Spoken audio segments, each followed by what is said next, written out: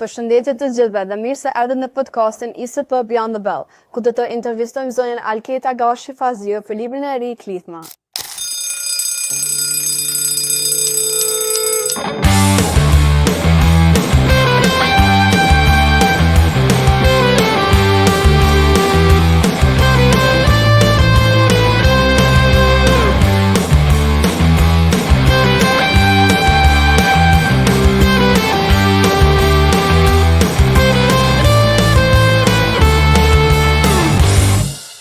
Fillimisht, përshëndetje dhe mirë se erdhët. Koska, përshëndetje, mirë se gjeta. Faleminderit.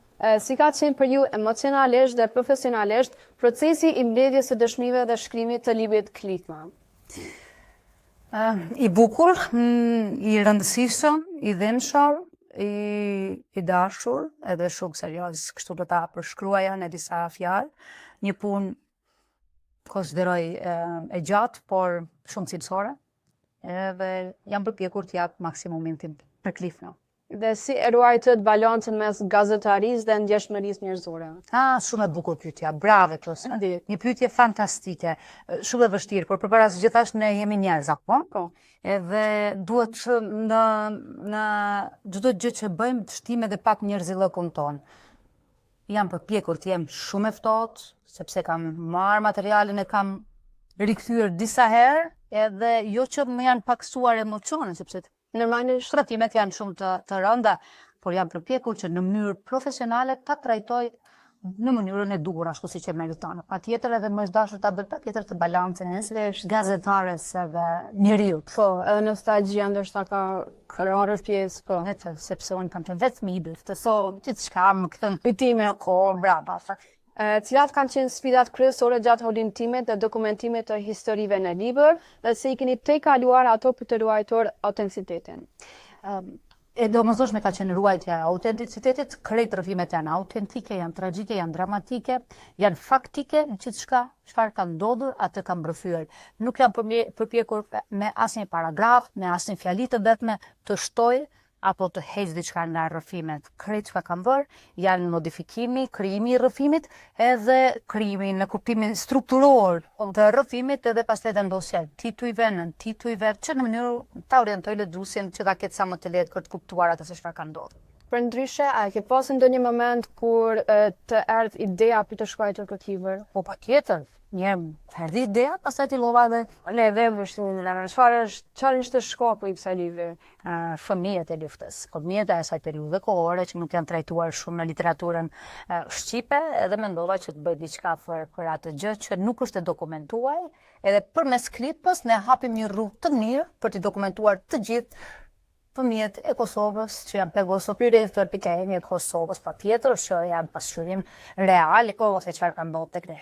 Edhe cili është roli i gazetarit në trajnimin e traumave historike dhe sa e rëndësishme është për ju nxitja e reflektimit dhe empatisë përmes këtij libri?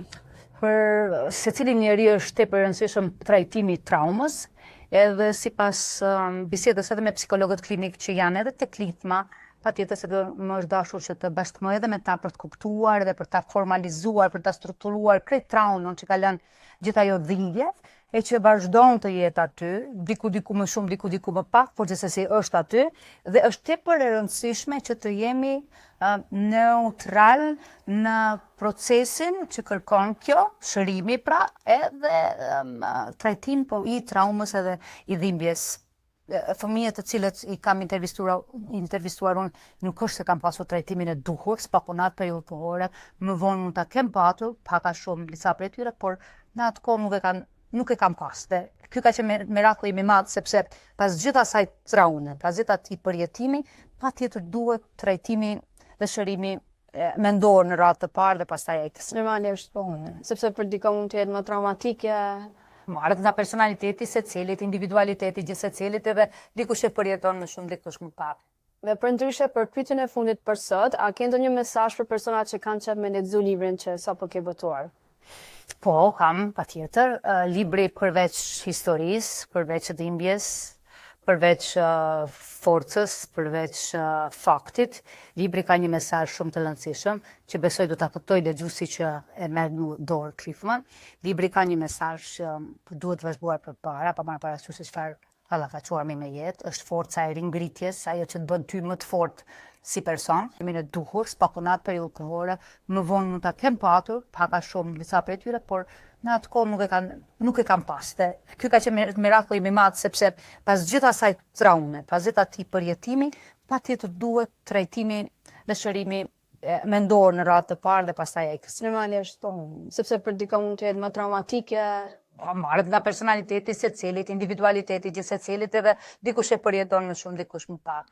Dhe për ndryshe, për pyetjen e fundit për sot, a ke ndonjë mesazh për personat që kanë qef me lexu librin që sapo ke botuar?